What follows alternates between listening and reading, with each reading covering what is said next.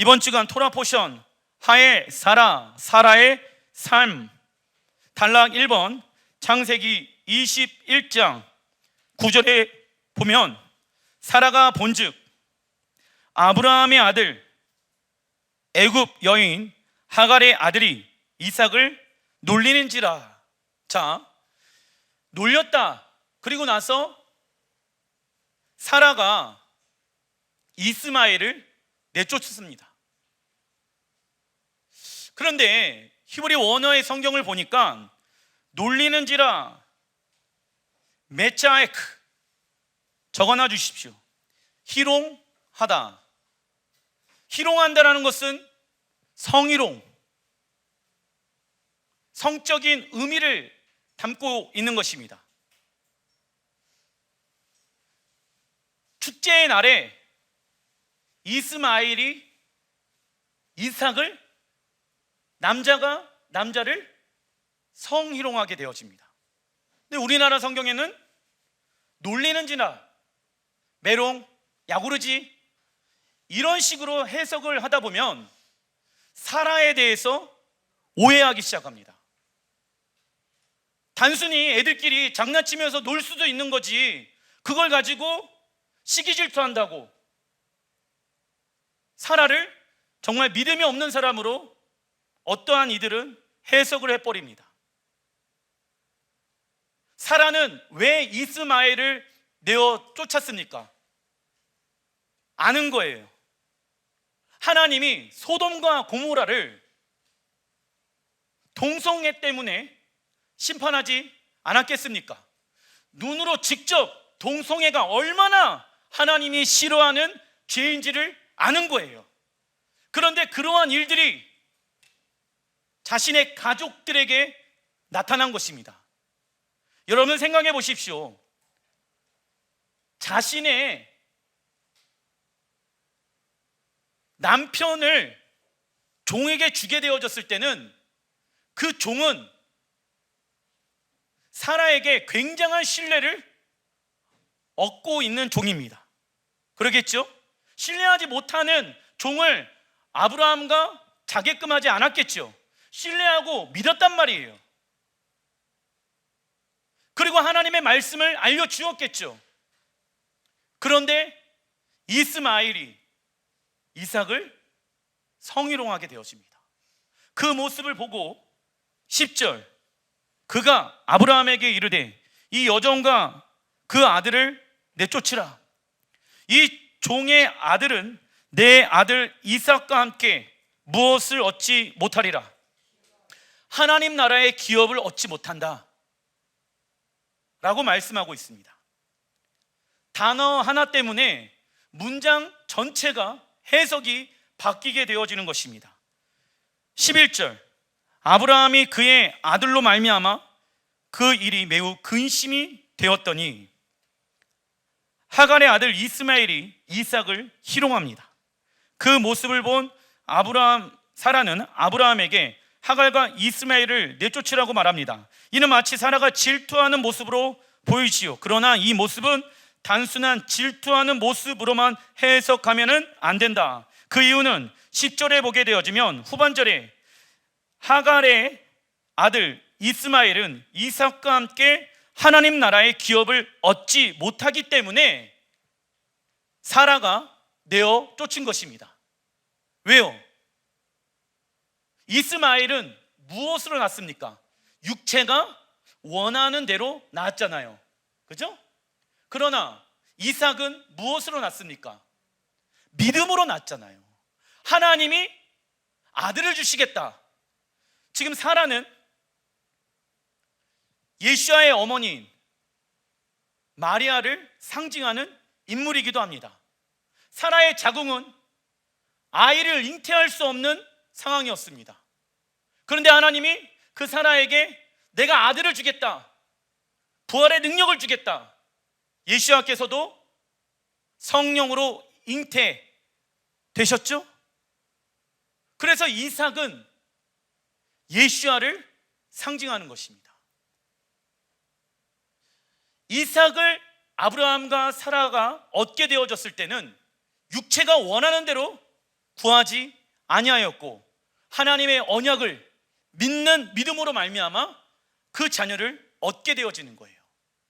하나님 나라의 기업은요, 육으로 구하는 나라가 아니라, 육으로 얻을 수 있는 나라가 아니라, 육체대로 살게 되어졌을 때 하나님의 나라를 얻을 수 있는 것이 아니라 믿음으로 살게 되어졌을 때, 할렐루야, 우리 또한 믿음으로 말미암아 구원이 시작되어졌죠. 우리 또한 믿음으로 하나님 나라의 기업을 이어갈 자인 것입니다. 그러기 위해서는 우리의 삶 가운데 어떠한 모습이 있어야 하겠습니까? 육신의 모습입니까? 믿음의 모습입니까? 믿음의 모습 안에는 어떠한 모습이 있습니까? 하나님을 신뢰하며 하나님 말씀에 순종하는 모습이 있어야 하는 것입니다.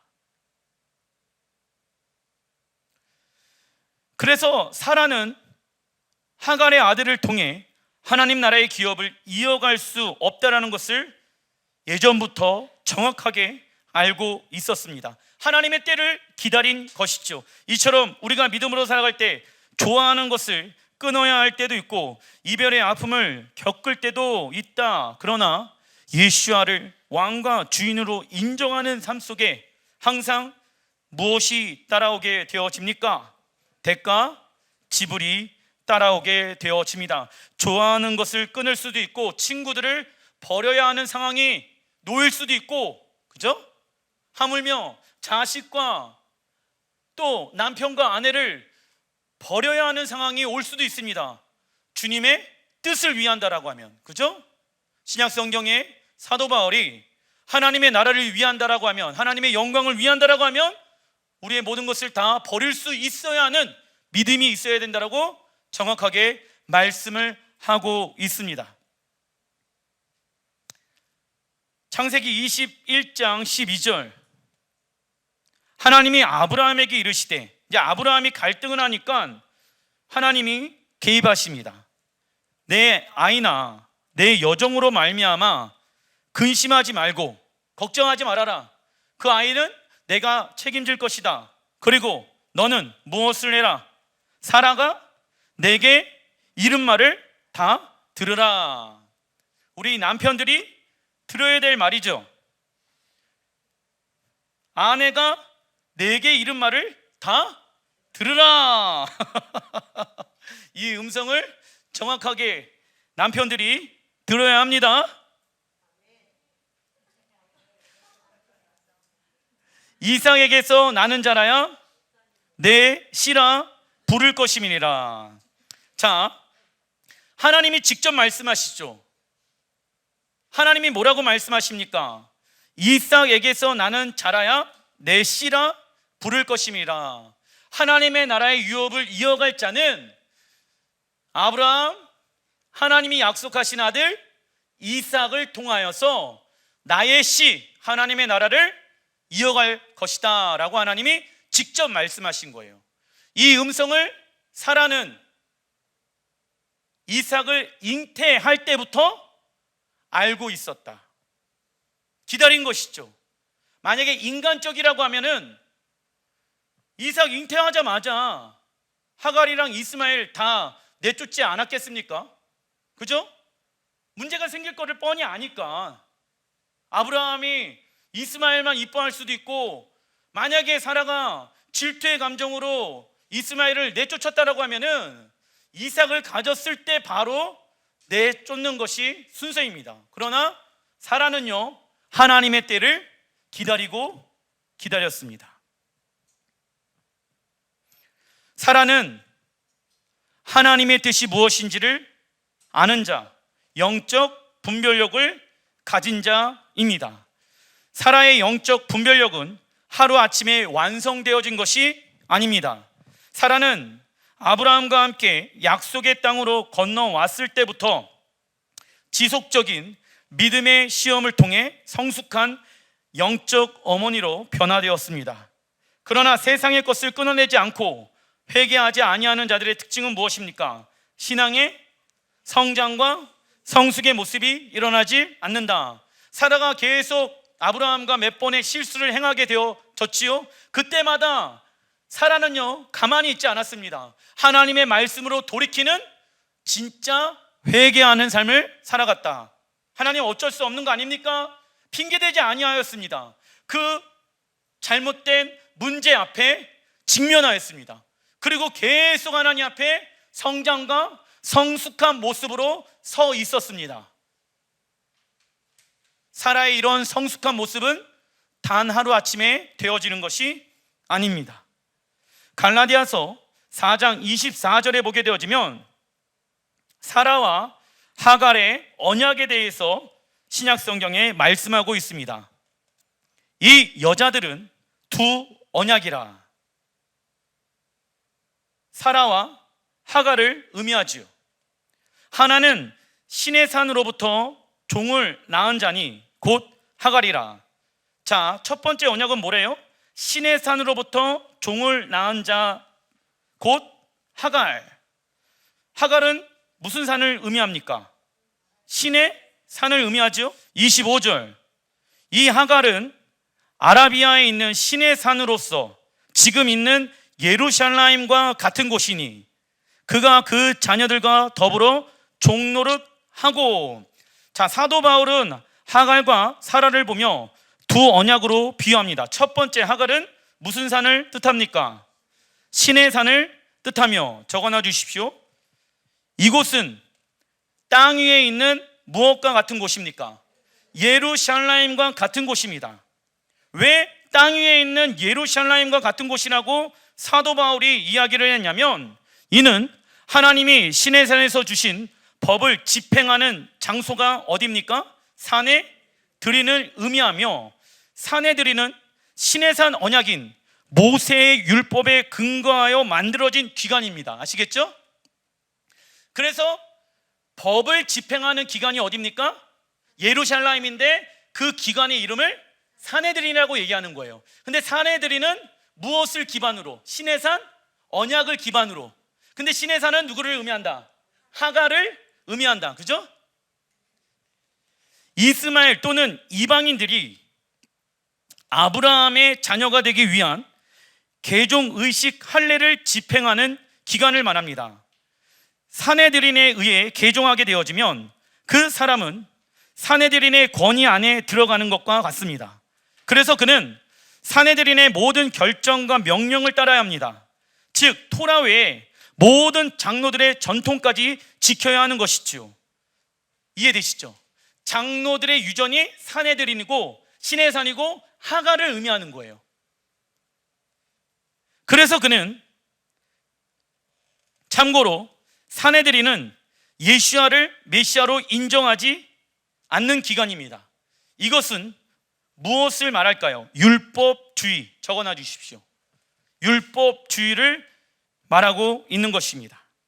하갈과 이스마엘이 나타내는 것이 이러한 육적인 개종자를 말하는 것이며, 그들의 끝은 하나님 나라의 유업을 얻지 못하게 됩니다. 지금의 유대인들은 장로들의 유전, 랍비들의 율법, 구전 토라까지 다 지켜야 하며 더 나아가 예수야를 부정합니다. 그래서 지금의 유대인의 어머니는 누가 되어집니까? 사라가 아니라 하갈이 되어지는 거예요. 왜? 믿음으로 아브라함도 사라도 믿음으로 말미암아 구원이 시작되어졌죠. 구약 시대에도 구원은 절대적인 하나님의 은혜로 시작되어지는 것 동시에 믿음으로 말미암아 시작되어지는 것입니다. 갈라디아서 4장 26절에 신의 산이 나오면은 예루살렘이 나오겠죠.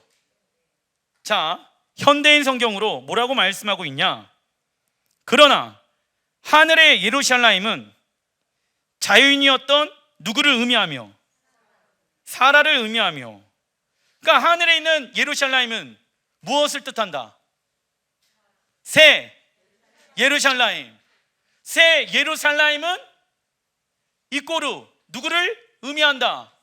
사라를 의미한다.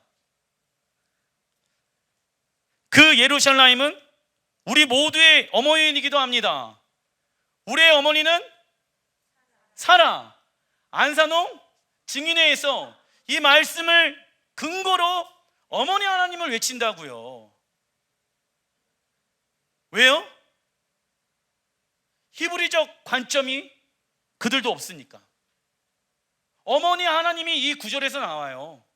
안산홍 증인에서 어머니 하나님에 대해서 말씀하게 되어졌을 때 창세기, 그리고 또 갈라디아서 4장 26절, 사라가 우리의 어머니다.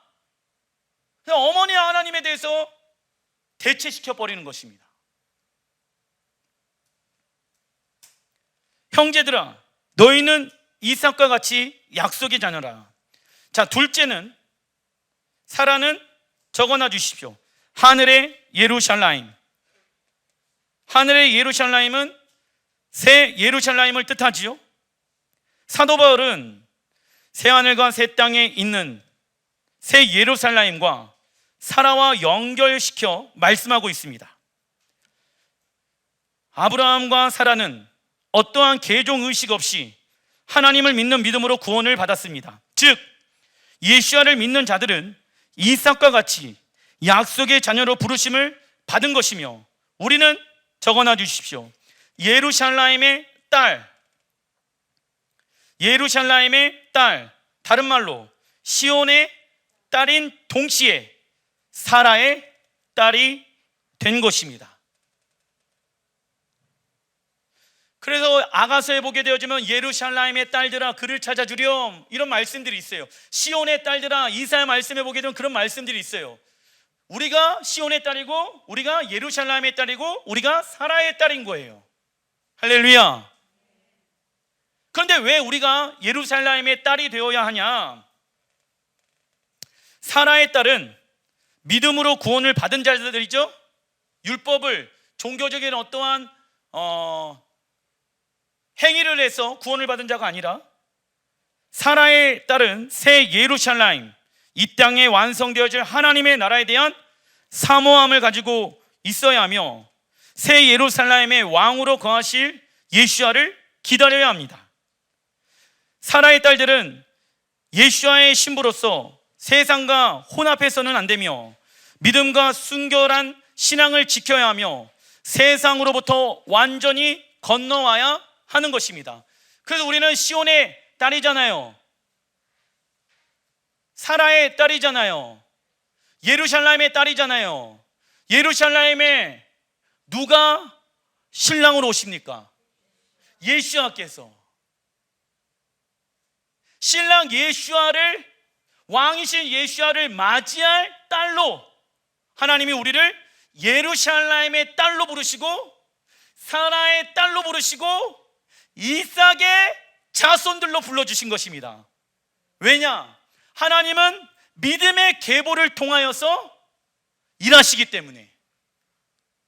하나님은 질서의 하나님이신 거예요. 그래서 이 계보가 굉장히 중요한 거예요. 아브라함도 이 원리에 대해서 정확하게 갈라디아 교회들에게 말씀하고 있는 것입니다. 갈라기 2번 창세기 23장 1절. 사라가 127세를 살았으니, 죽었다라고 나와 있지 않죠. 살았다라고 이야기하고 있습니다. 이것이 곧 사라의 누린 횟수라. 사라가 60세에 이삭을 출산하였고 127세에 죽었으니, 사라가 죽었을 때 이삭의 나이가 몇 살입니까? 37살입니다. 그렇다면 창세기 22장에 아브라함이 이삭을 하나님께 번제물로 드리게 되어졌을 때 이삭의 나이는 30살에서 36살 정도로 예측할 수 있습니다. 그런데 히브리적 관점 없으며 이삭을 다 우리 주아 정도만하게, 시온이만하게 그려놨죠? 잘못된 거예요. 잘못된 거야. 즉 이삭이 아무것도 모른 채 억지로 끌려간 것이 아니라 아버지 아브라함의 말씀에 자발적으로 순종한 것입니다. 이는 예수와께서 자발적 순종함으로 자신을 제물로 내어주신 모습을 의미하는 것과 동일한 거예요. 예수와께서도 30살 이상부터 사역을 하셨잖아요. 그죠? 그 이삭은 30살 정도에 모리아산의 번제물로 바쳐드리게 되어진 거예요. 아브라함과 사라는 이삭에게 하나님의 아름다우심과 이 땅에 완성되어질 하나님의 나라의 비전과 구원을 이루어내는 믿음의 삶과 믿음으로 살게 되어졌을 때 따라오게 되어지는 대가지불의 삶에 대해서, 하나님의 말씀에 대해서 무엇을 했다?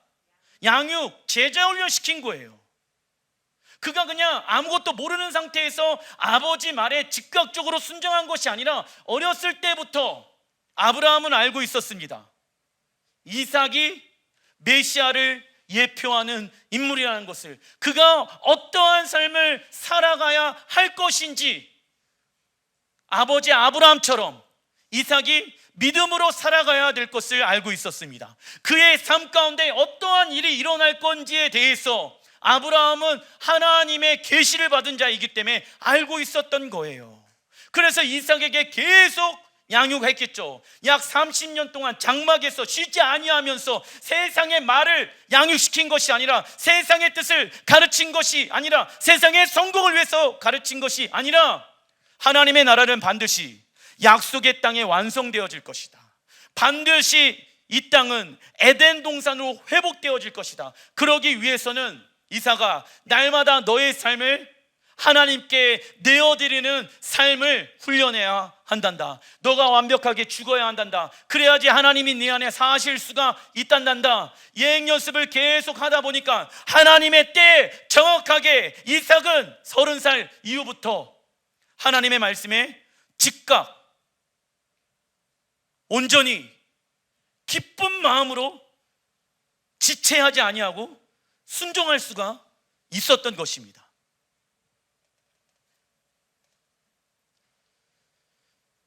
그리고 이삭은 하나님을 신뢰하여 순종하게 되어진 거예요. 신뢰하면 순종하게끔 되어져 있습니다. 창세기 23장 2절, 사라가 가나안 땅 헤브론 곧 길랴 아르바에 죽으며 성문에 들어온 모든 헷 족속이 보는 데서 아브라함의 소유로 확정된지라. 헷 족속은 아브라함에게 사라를 바로 장사 지내라고 말합니다. 그러나 아브라함은 그 땅을 구입하겠다라고 하지요. 그리고 모든 이들이 보는 앞에서 거래를 진행하였고 돈에 구애받지 아니하고 400세켈을 지불하고 땅을 매입합니다. 헤브론은 아브라함이 하나님과 두 천사를 대접하면서 이삭을 낳게 되는 약속을 받은 땅입니다. 즉 본토 친척 아베의 집을 떠나 하나님께서 주시겠다고 약속하신 땅을 몇 년 만에, 62년 만에 얻게 된 것입니다. 그것도 사라의 죽음을 통해서 말입니다. 하지만 아브라함은 하나님 앞에 어떠한 마음이 없습니까? 서운한 마음 있다 없다? 없다. 하나님의 뜻이 왜 이렇게 오래 걸립니까? 거기에 스트레스를 받지 않았다. 조급한 마음이 없었다. 자유하시길 바랍니다. 사라의 죽음을 통해서 하나님이 아브라함에게 약속하신 그 땅을 소유하였단 말입니다. 그런데 아브라함은 그 안에 하나님을 향하여 서운한 마음을 1도 가지고 있지 않았습니다. 왜? 사라는 그 땅에 지금 무덤에 묻혀있는 자이지만 메시아가 오게 되어질 그때에 부활할 것을 아브라함은 믿고 있었다. 그래서 실제로 헤브론을 가게 되어지면 아브라함, 사라, 그리고 또 리브가, 이삭, 그리고 또 야곱, 라헬과 레아의 무덤이 한 곳에 묻혀 있습니다.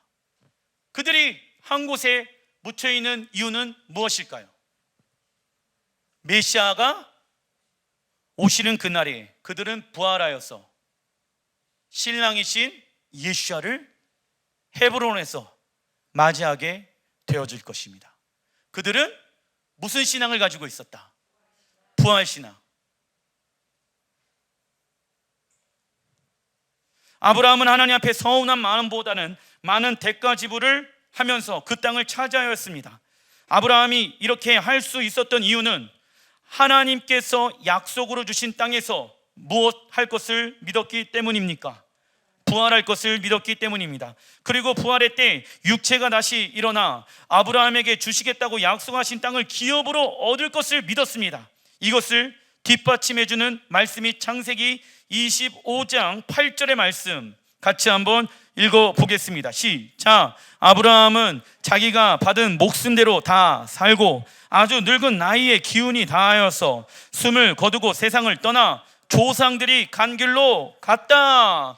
죽었다라고 이야기하지 아니하고 조상들이 간 길로 갔다. 믿음의 조상 아브라함이 죽게 되어졌을 때 그가 돌아간 곳은 조상들이 있는 곳으로 돌아갔다라고 말합니다. 즉 하나님을 믿는 사람들이 죽게 되어졌을 때 천당에 가거나 지옥에 가는 것이 아닌 믿음의 조상들이 모여 있는 곳으로 가게 되어집니다. 그 이상도 이하도 없습니다. 그곳에서 하나님의 때가 되어지면 다시금 부활의 몸으로 일어나 하나님께서 약속하신 땅을 기업으로 받아 이 땅에서 영원히 사는 것이 성경에서 말하는, 적어놔 주십시오, 부활 신앙의 모습입니다. 그리고 아브라함의 마지막 미션, 이삭의 아내를 구하는 장면이 창세기 24장 4절의 말씀에 나와 있습니다. 읽어보겠습니다. 시작. 내 고향 내 족속에게로 가서 내 아들 이삭을 위하여 아내를 택하라.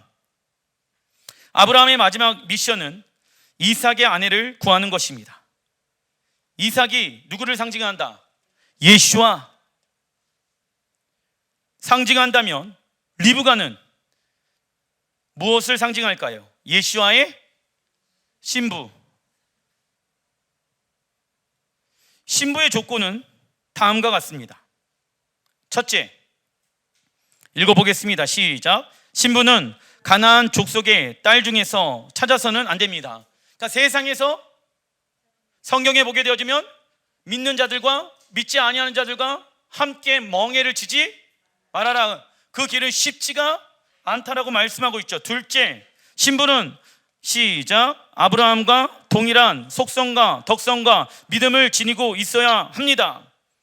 세 번째, 신부는 영적으로 더럽히지 않는 순결한 자가 되어야 합니다. 넷째, 신부는 바벨론에서 이스라엘로 건너온 자라야 합니다. 자, 이는 세상 시스템에서 하나님 나라의 시스템으로 살아간 자를 말하지요. 요한계시록에 보면 두 여인이 나오는데 순결한 예루살렘과, 아까 말씀드렸죠, 예루살렘은 사라의 딸, 믿음으로 구원이 시작되어진 우리를 의미한다. 할렐루야. 순결한 예루살렘과 큰 음녀 바벨론이 나옵니다. 우리는 예수와의 신부로서 순결한 예루살렘의 딸이 되어야 하는 것이죠. 바벨론의 딸은 세상 시스템으로 살아가며 거짓 종교의 영으로 살아가는 자입니다. 신부 리브가는 아브라함이 보낸 종 엘리에셀을 즉시 온전히 기쁜 마음으로 따라갑니다. 나이가요 10대 때였어요. 만난 지 몇 시간도 안 됐어요. 그런데 리브가가, 이삭은 지금 30이 넘고 거의 40이 다 됐잖아요. 얼굴도 보지 못했어. 막 불타는 사랑으로 사랑해서 결혼하는 것이 맞다 아니다? 무엇으로 결혼하는 것이다? 그렇지, 믿음으로. 왜 우리가 후회하는지 아십니까? 감정으로 결혼하다 보니까 어려워지는 거예요. 하나님이 주신 사람이다, 믿음으로 내가 취하게 되어졌을 때 결혼 생활은 감정으로 하는 것이 아니라 믿음으로 행하게 되어지는 것입니다. 이삭도 보지 못했어요. 가족들이 정해준 사람에 의해 리브가는 순결한 여인이었습니다. 그리고 아브라함의 종이 가자라고 했었을 때 엄마 보고 싶은데, 아빠 보고 싶은데, 나 생각 좀 해볼게요, 기도 좀 해볼게요, 이러지 않았습니다. 내 주여 가겠나이다.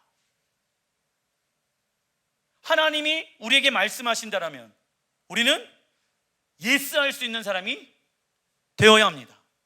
잠깐 기도 좀 해보고 해요. 기도하면 더 복잡해집니다.